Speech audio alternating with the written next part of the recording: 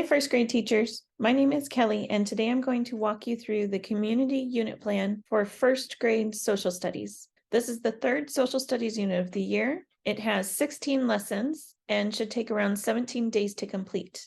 The unit question map shows the structure of the unit, and you can see we're centered around the compelling question, how is my community connected to other communities in the world?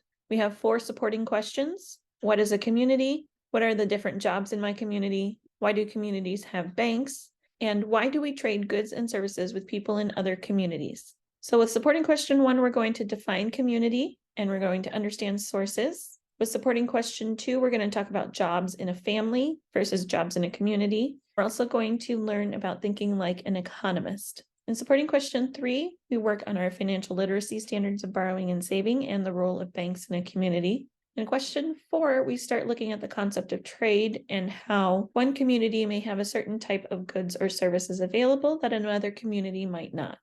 This unit is split into 4 chapters, one for each supporting question. In chapter 1, we focus on supporting question 1, what is a community? Students will be learning the meaning of community and will also start learning about this idea of sources. This unit has a slideshow that helps you move through the instruction.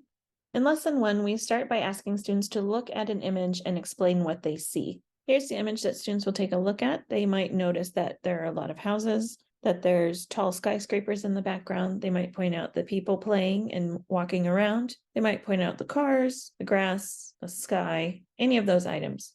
Be sure to share that that picture comes from a community in San Francisco, California. The slide is set up so that you can click to show a map of the United States that highlights Iowa and California. Review the concept of a compelling question and then introduce the compelling question for this unit. In lesson 2, we remind students about the compelling question and then talk again about what a supporting question means. This leads into a discussion about the meaning of sources and how a source can help us learn more about a certain topic or question. You then reference slide 6 with the picture of San Francisco and ask if that is a source. In lesson 3, we have a couple options to read and learn about types of communities. Then you'll want to look at pictures of different places in communities. And then you can have students draw a picture of their community and write a short little description about what they drew. In lesson 4, we have the read aloud book called The Curious Garden, in which we learn about Liam and his community. This opens up the idea that a community is a group of people that can work together to solve problems. Chapter 2 is called Jobs in My Community and focuses on supporting question 2.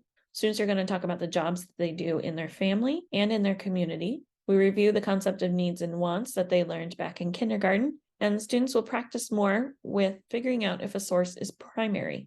In lesson 5, you start by asking students who does the dishes in your family, who mows the grass, who cleans up the toys, who takes care of the pets.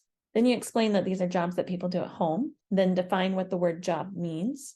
Continue to have a conversation about what jobs the students have at home versus what jobs their family members have. And then you can talk a little bit about how grown-ups can have paid jobs in the community. Lesson 6 offers 2 options. The first option is to introduce a supporting question and then use the images on slide 15 to start talking about the different types of jobs you might find in a community. You're going to want to read a book about jobs in a community and complete the community jobs worksheet. Option 2 is to complete lesson 1, clothesline clues to jobs people do from the ISU financial literacy option for first grade.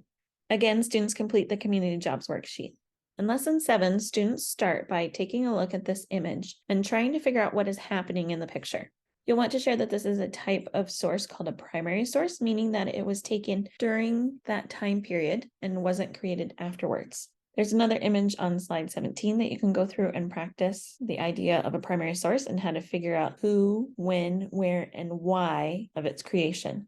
In lesson 8, we do a quick review about common jobs in communities and then focus on the question, why do people have jobs? This is a good time to read The Pigeon Needs a Bath and talking about this concept of wants versus needs. And then learning about the social scientist, the economist. Lesson 9, we do a quick review of the economist and wants and needs. And then we start learning about goods and services. This moves into a conversation about needs and wants in different parts of our country. Students would take a look at this slide, and you're going to want to talk through the environment of these 4 different states. Then you're going to want to ask the students which state would want snow boots, which state might want an umbrella. See if the students have understood that sometimes needs and wants differ based on where you live. Chapter 3 is called Borrowing and Banking. So we're focusing on supporting question 3, why do communities have banks? Lesson 10 follows Lesson 2, Brody Borrows Money, from the ISU Financial Literacy Plans. In Lesson 11, we start learning about what a bank does and if it provides goods or services. You want to use Lesson 3 from the ISU Financial Literacy, Shanti Saves Her Money, or the supplemental Lesson A, Beatrice's Goat. Lesson 12 is the formative assessment. Students will need to complete the community banks worksheet where they draw a picture of a bank in the community and complete the sentence, I think my community bank is important because. In chapter 4, we're looking at supporting question 4, why do we trade goods and services with people in other communities? Begin lesson 13 by asking students if they know what it means to trade. You might want to give the example of trading toys when playing. Ask students why they trade those things. You might hear a response like to get what they want or something they need. Then you can share that communities, states, and even countries trade to get things that they want or need. You'll review the concept of goods and services. You might want to review wants and needs as well. Then ask the question, are there any goods or services that we can get in Des Moines that we can't get in our community? You might want to think about the types of goods and services available in larger cities and not in smaller cities or towns. Ask students why they think Des Moines has these different goods and services that our community doesn't. One thing to think about would be the population. It's definitely easier to support a zoo in a larger community than it is a smaller one. Lesson 14, we're going to expand it. We're going to compare between Iowa and Hawaii. You start this off by asking what students had for breakfast. Hopefully students mentioned some of these items on this slide. Then what you do is you ask students what we need to be able to get eggs. Hopefully kids know to say chickens. Do we raise chickens in our state? Yes. What do we need for milk? Students might say cows. Do we have cows in Iowa? Yes. Then when you talk about juice, ask, what if it's apple juice? Do we have apples in Iowa? Yes. What if it's pineapple juice? Do we grow pineapples in Iowa? Hopefully students can answer no, but some might not be able to. Students can look and see if they've noticed these types of plants in Iowa before, and they might notice that these are palm trees, and we don't have those in Iowa, so they can hopefully answer that no, we wouldn't be able to create pineapple juice here where we live. You could then share that pineapples were grown in Hawaii and use this map so that students can see Iowa to San Francisco, where that picture of the community was earlier, all the way to Hawaii. Ask students to make predictions about how pineapples get from Hawaii to Iowa and make a list. In lesson 15, we review the maps of Hawaii compared to Iowa, and we start talking about how we transport goods from one place to another. There's a trading pineapples worksheet for students to complete to show how pineapples would get from Hawaii to Iowa.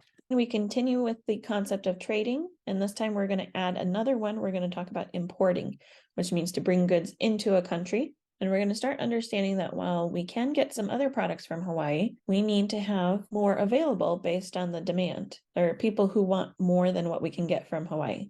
We continue on with this concept of exporting, meaning that we sell things to other countries or other places.